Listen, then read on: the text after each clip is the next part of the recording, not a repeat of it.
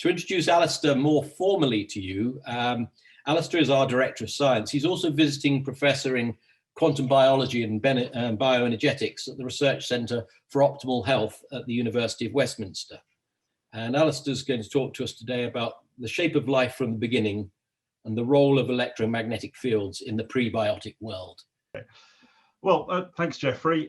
Geoffrey's covered a lot of the bases pretty well. We have a kind of philosophical approach to medicine, and in particular about how origins of life may actually inform us on this. And as ever, any scientist will obviously be coming at it from their own point of view, which, as Geoffrey suggested, is from the medicine's idea and why it is that lifestyle, a modern lifestyle, seems to induce what we call an accelerated aging syndrome. And this is an idea which we've been thinking about for quite a long time, many years, and it led us down the path to aging and mitochondrial function. And I put on here the front cover of a book by Nick Lane. Now, some of you certainly will have heard of Nick Lane and his ideas on thermal vents and the origins of life, and certainly the role of mitochondrial function. And this really resonated with us because of this idea that if you look back through time, potentially the proton gradient, it could be giving us a vital clue on what's going on. More recently, we were very lucky to attend a meeting in 2017 at the Paul Allen Institute in Seattle, where Mike Levine gave an absolutely mind-blowing talk. Not everybody thought it was, but Geoffrey and I thought it was absolutely amazing. And this is the idea that information can be held in bioelectric fields, potentially giving the shape of organisms and leading into regeneration and everything, and perhaps giving an alternative viewpoint on how life actually works. And so this is pretty fundamental stuff. So we've come up with this idea of looking at life and the hypothesis, looking at the way origins of life link into modern life, and particularly the morphogenetic fields, which Mike's suggesting. So here's a question: what if the shape of life was determined by the electromagnetic field right at the beginning, and I mean very beginning, 4 billion years ago? And today, does it still determine it? As you see, this is a flatworm, which we'll talk a lot about later. So I'm a biologist and I'll come from this direction, so I do apologize to the physicists amongst you, but why is understanding the origins of life important? As Geoffrey touched upon, it may help us answer some of the really hard questions, like what is consciousness? And clearly the quantum world is very much into this now, from Roger Penrose and others, about, can we only explain awareness and consciousness from the quantum perspective? But of course, it also comes into the aging, what is aging? Why do we age? And why is it some organisms don't age? And also answers perhaps potentially brings us into the question of, are we alone? And of course, we've all been probably following Perseverance as it makes its landing on Mars and looks for history of life on Mars. But of course, that has a much bigger implication about not only us, but other life in the universe. And we actually have made a little foray into this, and I point to this little diagram here, and I thank my niece for drawing this, but we actually published a paper several years ago suggesting, and I don't know how many of you have heard of Fermi's paradox, this idea that Enrico Fermi back in the 50s was talking to one of his colleagues, and this was a time when everybody thought aliens were everywhere, and he asked the question, well, where are they? And of course this led to a whole big thinking of, or are we alone in the universe or not? And we have suggested as a bit of a dig really at modern lifestyle, saying, well, actually we don't see any aliens because of course they overeat, don't exercise, and have very high healthcare bills, so they can't afford interstellar travel. So that was just a sort of quote. But of course it comes back to more serious things like the organism shape and form, which we've talked about, and of course Mike Levine's work in the bioelectric fields could have an immense impact on regeneration and medicine, and so understanding these could be very important.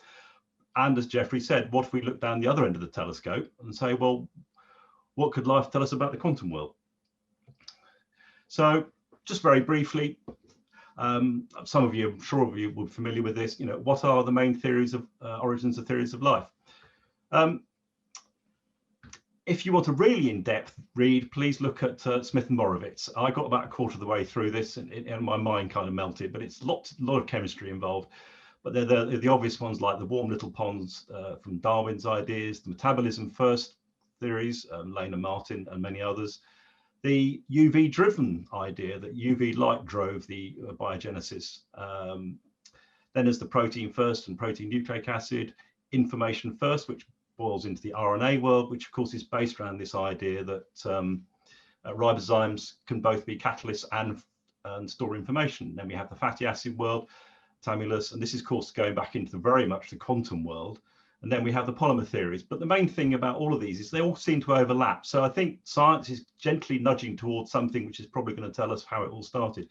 And then, of course, I bring on to those of you Star Trek fans, of course, is this idea of panspermia, and that our life started from in another galaxy or another planet somewhere.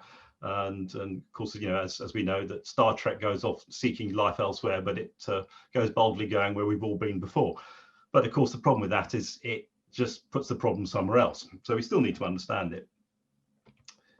So where did it start? Well, I've mentioned that warm little ponds, thermal vents. This is obviously the one we're quite interested in, but there are variations on thermal vents. They could be with light on land, so geothermal springs, deep sea thermal vents with no light, shallow sea thermal vents with light. There are thermal vents around Iceland, for instance, which are well within reach of UV light and light in general. Meteorite impact sites. These are areas of great interest because, of course, they expose the bedrock in various parts of a planet, but they also deliver all sorts of interesting potential prebiotic chemicals. Another thing which is really important, and in particular, as I think we're probably all familiar with at the moment, is PCR and COVID. Of course, this is that life may have needed big variations in temperature and potentially light and wet dry cycling. And there's a lot of science behind polymerization here. The other interesting thing clearly is the fact that a lot of the chemicals which precede life can be generated virtually anywhere, including in space. And I know some of you probably followed the phosphine story on Venus. We don't know if that's real or not, but it could occur in clouds. But I think the main take-home message here is all the ingredients can be made by standard chemistry and light interaction. So, and what are these chemicals? Well, I think most of you will know: aromatic compounds, amino acids, nucleotide precursors. But of course, interestingly, amino acids and nucleotide precursors also contain aromatic compounds. But of course, then there's metals and things, calcium, sodium, potassium. Just about everything convention has a role in life. Perhaps one of the most interesting, and I think Philip will probably talk a little bit about this, is of course water, which shows some very interesting quantum effects and which may be critical to the formation of life. And then of course we have lipids.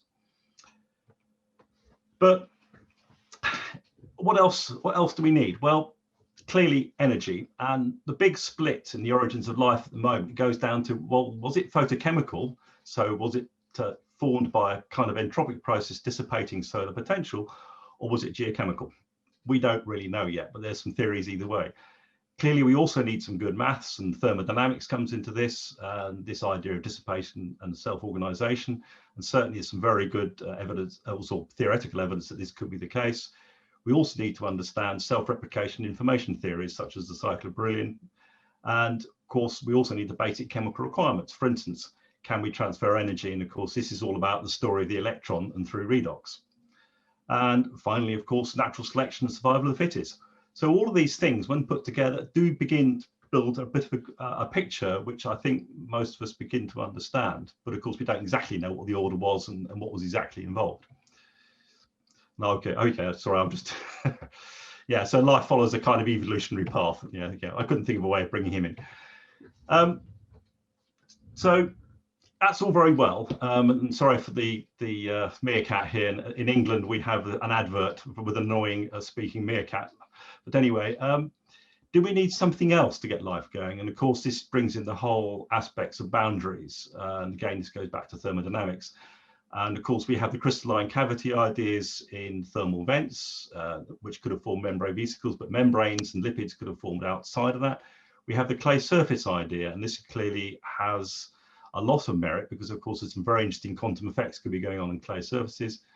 But did life even need a solid surface? Well, did it need to be matter-based? And was it something to do with water order? All of these things, I think, are part of the mix.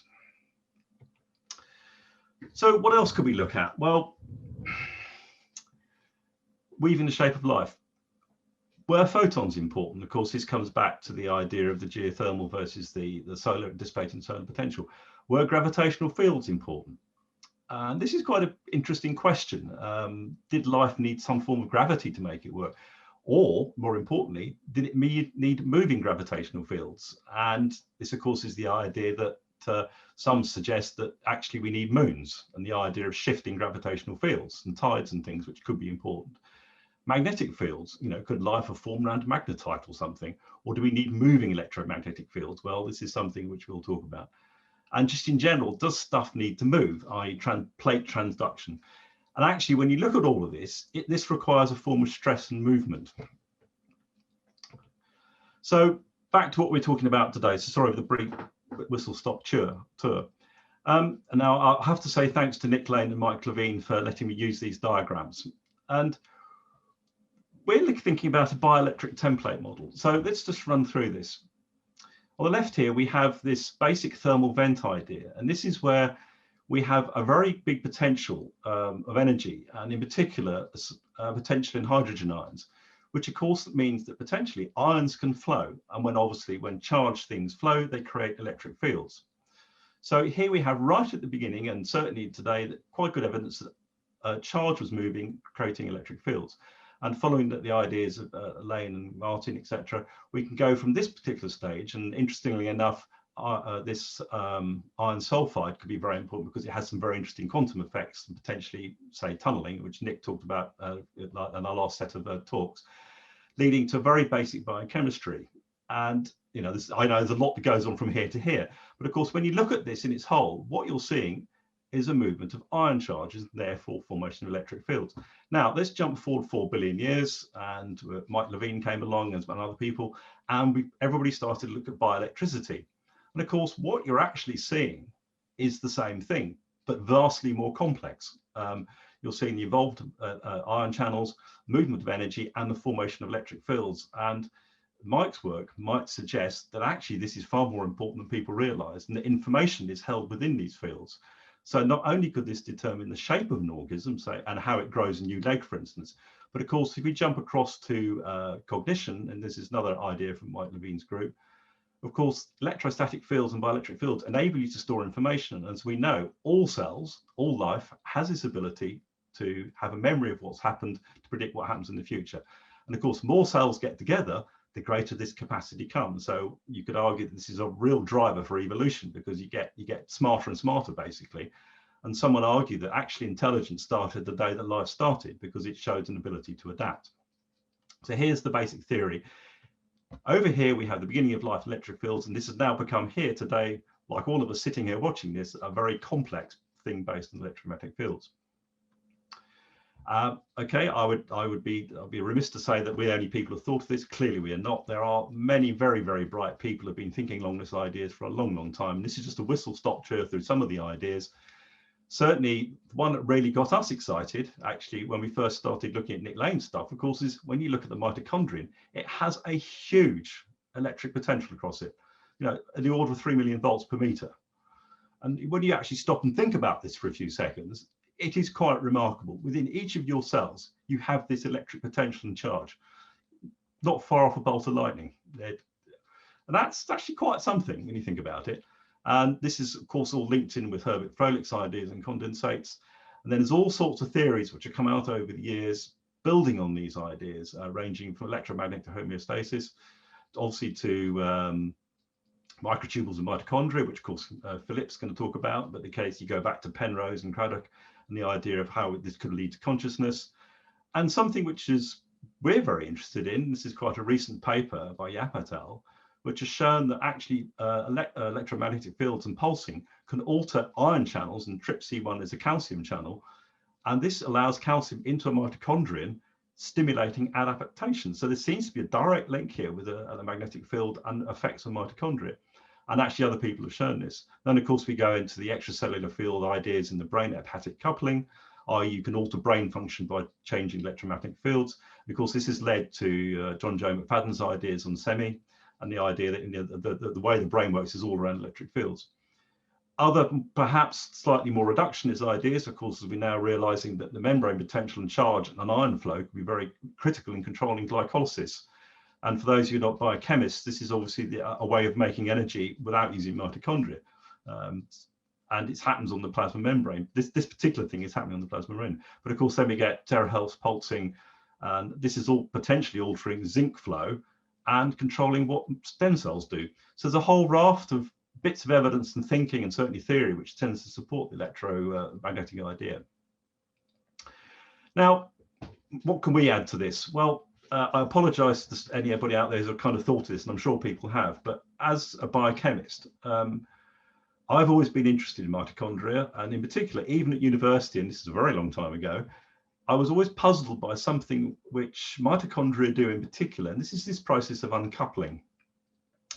And this is where basically cells seem to spend a lot of time generating a gradient, a lot of energy creating a gradient, but then they let it come back through and they diffuse the gradient. And in some cells, they're using 20 to 30% of their energy just keeping this gradient going. And you're kind of thinking, well, but isn't evolution going to really try and minimize the energy loss? So clearly they're keeping this going for a very good reason. They're using a lot of energy to keep this happening. And clearly, certainly from the biology point of view, we know this is a critical process for controlling redox and oxidative stress. The ability to uncouple, if you, for instance, have a lot of food coming in, a lot of electrons flowing through electron transport chain, you don't have much oxygen, the electron transport chain can get highly reduced. And so, of course, that means you can produce lots of nasty free radicals, potentially. And so what you do is you uncouple it. But, of course, one of the products is heat. And so you can say, right, this is how organisms keep themselves warm. So uncoupling does that too. But it also helps to generate very powerful electric fields for the cell. And this, of course, means electrophoresis. Stuff moves around inside your cells using electrophoresis. So it's another thing you can be doing. But there are also little interesting asides here. We know that uncoupling is actually quite anti-inflammatory. It stops the activation of production of free radicals and helps suppress inflammation. And this, in some models, slows the aging process. So very, very judicious use of uncoupling agents can slow the aging process. Now, I will hasten to add and put in a rider here that some of you will be aware of the idea of dinitrophenol, which is a very powerful uncoupling agent. And it was actually marketed as a medicine a long time ago to lose weight. But of course, like all things, people tended to take too much and they uncoupled to death. So don't use it as a weight loss device, but you can kind of see the point. So I would say that this is obviously a mechanism for maintaining a very powerful and strong electric field, which enables adaptability. And if you look at it from a very simple concept, uncoupling is equal to dissipation. And this is literally a way of ensuring a microstate of order, like a vortex of negative entropy, which comes from the dissipation idea. With this movement of ions, you define life in a way. So I'll just slightly change tact here. And this, of course, this is another area which we've been very interested in. And this is this concept of hormesis. Now, some of you will be aware of this, some of you won't be. This is basically a biological phenomenon where organisms adapt to stress. And in effect, what doesn't kill you makes you stronger. And as we suggested, actually makes you smarter too. And when you stop to think about it, of course, evolution would never have happened without stress. You know, if the environment didn't change, nothing changed, there would have been no reason to evolve. And it's probably key in life today and our health, because one of the aspects of a modern lifestyle, as we all know, is we've got lots of food and we don't need to move around. But we also control the temperature we live in. And we also actually don't eat many plant compounds anymore. Well, some of us do, but some of us don't. And all these things actually are hormetic. And this is how we evolved. But now we're living in a lifestyle where, of course, we've taken all these little things out. And so we sit here, tend to get a little bit larger, and we don't exercise. And we could argue that these things are actually essential to life itself.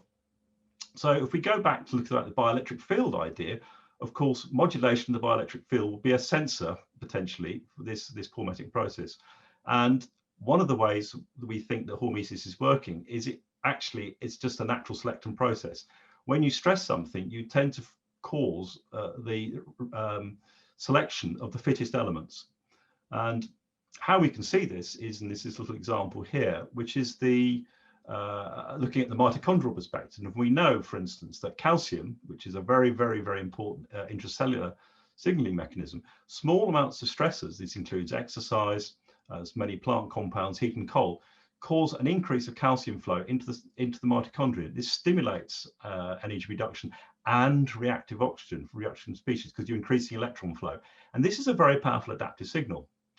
And if you have a certain amount, with time, you over adapt and become more robust. Of course, if you go too far one way, you end up causing too much damage. But you can see from this that the cell can adapt to various ways of doing this. So, and this is linked into inflammation as well. So there's quite a clear mechanism here.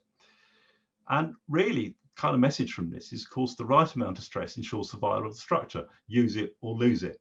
And if you think back to the origins of life again, slight bit of stress could be important in maintaining this dissipative structure. And we've suggested that potentially this could be an important process in, for instance, maintaining cognition.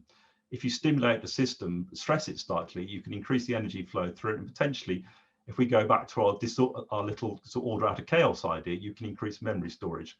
And we've kind of suggested one thing is that potentially it's thinking hormetic. And this is actually quite a powerful thing to think about, to use the term, because of course, does thinking improve your ability to think? And of course, if you think back to the origins of cognition, this is stressing the system, internal stresses, as you were. So of course, we're going to be leading on to Philip's talk. And so what about photons and electromagnetic fields? Well, of course, the physicists amongst you will say straight away, oh, of course, yes, but a photon's a gauge boson, it carries force in electromagnetism, and it's quantum of electromagnetic energy. So of course, as Geoffrey says, and we kind of realize now, we evolved in a quantum universe, and of course, we're made of the same stuff. So at the very small and the very short timescales, of course, we're based on that. But what about slightly larger timescales? And what about the role of photons in all of this, and perhaps at the larger, the larger scales? So of course, it's Albert Popp, of course, talks a lot about photons. But we know that metabolism, everyday metabolism, produces biophotons, and I'm sure Michael Sifra will explain this better than I can. But we also know that the production of these biophotons is related to oxidative stress and free radicals. And one of the primary sources of these is mitochondria. Now, this is a picture I took many years ago. This is a cell stained with a mitochondrial dye. You can see there's extensive structures of mitochondria, and these are very organized. And this brighter bit is around the nucleus. These mitochondria are very active around the nucleus. But of course, if you think about biophotons and their production, of course, it's a way of dissipating energy.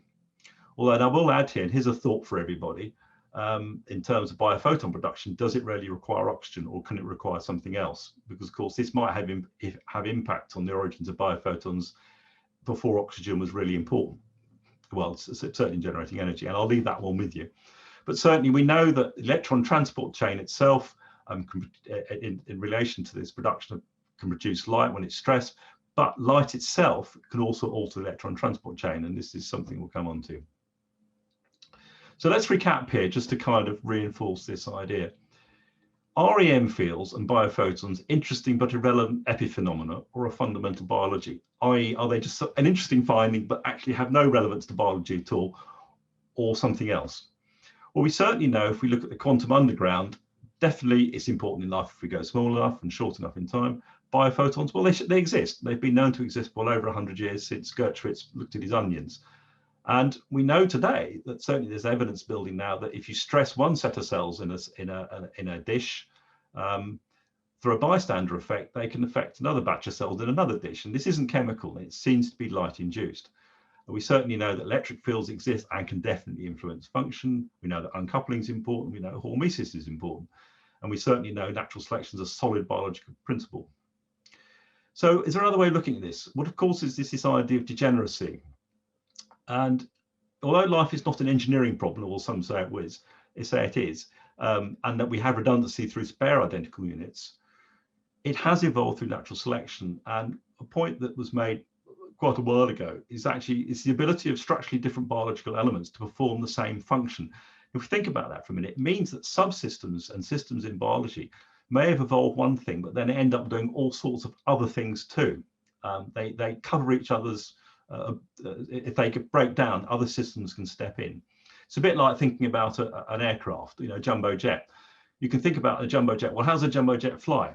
Well, it has big engines on it. It's got 4 of them. They're all, yeah, lose one, we can stay, you know, we can still fly. Lose 2, we can still fly. There's obviously the argument, if you lose all 4, you stay out there forever, but you don't. But of course, when you think about it, what does an engine do on a plane? Well, it doesn't just provide power, but it also provides power to the cabin. And what does the cabin do? Well, that's full of passengers, but actually the cabin connects the wings. And so you can think of the wings as supporting the engines, but actually, if you turn all the engines off, the aircraft will still glide. So it has more than one, each component has more than one function. And so really, if we can suggest this idea, looking at degeneracy, that from the viewpoint of evolution of biology, it's highly likely, and this is more of a personal idea, but biophotons and the EM fields are part of a homeostatic system. Nature never wastes anything. It's been developing this stuff for over 4 billion years, potentially. So they could be very vital part of what we're doing. We just haven't looked at it in that way yet. So just another example of this, voltage-gated ion channels. Now, these are channels which are found all through biology. There are many, many different types and are critical for function.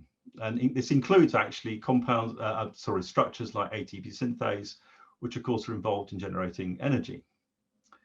And if we go back in time and we go back to the original idea, now this is of course thinking about the thermal vent. Here we have a purely abiotic system. We have maybe a crystalline wall, perhaps containing iron sulfide or something similar, which has interesting quantum properties, and we have a strong gradient across it. Electrons or even protons the other way flow. You create a charge. Over time, with all these other chemicals that were probably around at the time before even life got going, these potentially condense around and form an ion channel, and something which actually then has really good function and controls this much more tightly. Step forward even further, and you can see you can have a kind of interesting kind of homeostatic loop involving fields which condense proteins and cofactors, mix those with lipids and ions, you have a barrier, throw in some energy and some information, export some entropy and heat, and you can have a circular system which is self-perpetuating potentially, which is based on this idea. But of course today, when we look at ion channels from conventional biology, you have a look at it, gosh, they got thousands of different functions. How can they possibly be doing all of these things? Well, the answer is they may have started over here somewhere, 4 billion years ago. Now, the other interesting thing here, which is much more towards where we've been very interested in, is of course, is that another way of looking at all of this is that life itself is full of chromophoric compounds. These are compounds that can absorb and re-emit light and do things with light. B vitamins, they're some of the oldest compounds on Earth. In fact, probably around before we were here. They show some very interesting quantum properties. They're very good at absorbing light, but they're also very good at transferring electrons. Is this just a spurious finding or something very important? They could even tell us about the origin, the order of events, the beginnings of life. You recognize most of these. So another way of looking at this, of course, is that if we think about biophotons in particular, is that chromophoric molecules, and we're talking about things like tyrosine, etc., and nucleosides, can absorb energy and dissipate it. And I know, and physicists will tell me that it can be dissipated in many different ways, but one of the ways it dissipates is via fluorescence. And if you look at the electron transport chain in mitochondria, or actually other electron transport chains throughout the cell, they contain these compounds, lots of them. And for instance, is this a spurious finding or is it relevant? NADH, for instance, absorbs light at around 340 nanometers and emits it around 450 nanometers, where our FAD can absorb it and then re-emit it at a longer wavelength, and so on. You like to have a cascade of absorption and emission. And now, is this spurious finding or not? But we know that NADH and FAD, of course, are very, very important in electron transport. Are these acting as quantum sensors? And again, in biology, people often see things from one perspective. And I'll just these diagrams here. These are diagrams. These are pictures which were taken by our team. And these show cells and mitochondria stained, as I showed you before, with a standard dye. This is what is MitoTracker, I think maybe MitoTracker red. And if you shine a light on it, it fluoresces and it concentrates in mitochondria. But this picture here is taken using NAD autofluorescence. And this is where you shine a light at 340 nanometers and the NADH in the mitochondria fluoresces. Everybody thinks, oh, that's a great technique for looking at mitochondria. But we started looking at this and discovered very quickly that as soon as you shine, and in particular laser light on these, the cells start to change their structures. And we know that NADH is very good at absorbing light, but it also emits electrons. It's kind of a photoelectric compound. So immediately you're going, well, what's going on with NADH? Is this a spurious finding, or does it mean something more? And this just diagram shows what happens to the overlay. So we know that NADH is a very good, it's actually could be seen as a sunscreen. And people don't always think like that. But of course, it was around right at the beginning of life. Many people don't realize this DNA is a very good sunscreen. And in fact, bacteria use this as a way of protecting themselves. Some of the cells kill themselves and then release DNA as a protection. So DNA and RNA, are they just sunscreens, or do they just carry around information, or is there some relationship between the two? Also, it potentially provides a why life might be using some of these biophotonic networks in everyday metabolism. And of course, not all photons come from the sun. Some are generated during heat, some could be generated due by metabolic processes. And this comes back to the idea, did thermal vents, were thermal vents the origins of life, or perhaps was UV important? We don't know yet, but it's quite an interesting insight in potentially where it started. So I'm nearly at the end now. To try and summarize some of this, if we go back to our little mitochondrion again, it clearly evolved from a prokaryote, which came around millions of years and billions of years ago. If we look at it, it contains this uncoupling system, generates energy, powerful uncoupling, powerful fields. But we know that production of ROS is coupled to biophotons, effective to generate signaling system. So if you generate ROS, you generate light, potentially, and we're investigating this. But we also know that biophotons, or light indeed, can modulate the electron transport system. So we kind of have a nice built-in homeostatic system here if you look at fields and light. And of course, if we are looking into the role of the quantum world in how mitochondria work, for instance, we might be getting tunneling going on here. You immediately see the environment is going to have a massive effect on coherence, and so involving decoherence. So we've got an immensely sensitive system here to environmental perturbation. And of course, this is just for the mitochondrion, but actually, if you then think about how other systems can be involved, microtubules, which Philip will talk about, the nucleus potentially contains lots of ion channels, and of course, bioelectric morphogenic fields. But then you can then build in how all the other systems in the cell, say calcium signaling, potassium signaling, myristylation, acetylation, all these systems which transfer information could all be integrated into this. And so, of course, the question here is, well, yeah, it's all very well, but do we have a practical application for this? Well, our background is how do natural products work? How is it that, here's a question to everybody, how is it a compound that evolved in a plant, like aspirin and salicylic acid, act as a medicine? Well, the answer is, one of the answers could be, and I won't say this is definitive, but the thinking is that many of the compounds in plants and secondary, what they call secondary metabolites, evolved as sunscreens. They absorb energy and re-emit it, enabling a dissipation of too much energy. And if you start to look at a lot of natural products, many of these compounds have complex aromatic structures which can absorb light, and the same structure is very good at moving around electrons too. Now, what the really interesting thing is, of course, we also know that many of these compounds, and this includes salicylic acid, which, by the way, it used to be used a lot in sunscreens, and I don't think many people realize that a lot of the sunscreens are based on aspirin. It shows that these compounds can modulate mitochondrial function, and in particular, many of them can uncouple. Acetylsalicylic acid can uncouple mitochondria. So this is a dissipation. This is an energy dissipating system. And if you think about it, this is a similar diagram that I showed you before, but you could argue that by enhancing dissipation and adaptation, of course, you enhance potentially a boundary in a bioelectric field, and which of course will be linked into potential photonic modulation. So, kind of coming to the summary here, the ion field template of life. If we summarize, we think morphogenetic fields, or morphogenic fields, I'm not quite sure which is correct. They are very, very ancient, maybe right back to the beginning. What is the role of biophotons in this process? Were they there right at the beginning too? Because if you're changing and moving electrons around, are you going to produce biophotons? I haven't had time to go into this. This is the theory of condensates, and this is an emerging field of science which is showing that in cells, many proteins form these immensely complex superunits and superstructures. And of course, when we start looking at the bioenergetics and then link this into electron transport and coherence, this seems to make a lot of sense. So the superstructures in, for instance, the electron transport chain. Of course, uncoupling we know about. There's a lot of good quantum theory, and I just thought I'd add this one in, and I'd only discovered this last week. The term photon apparently was coined in a letter to Nature on the 18th of December in 1926. The relevance of this, of course, the 18th of December was my birthday. Of course, I wasn't born in 1926, but I thought it was quite serendipitous. So to pinch a little bit from Jasink's ideas and Mayer's ideas, could electromagnetic field generated before life began determine not only its existence, but its metabolism and shape today?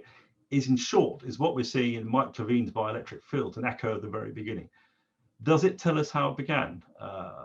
This is something which I'm sure Nick and I will discuss at some point, but it might support an idea where there is a constant flow of ions, because if the field is important, then we need this constant flow of ions potentially through a boundary and shape a field. Could lead to a self-reinforcing structure which dissipates energy and kind of forms a microstatic order.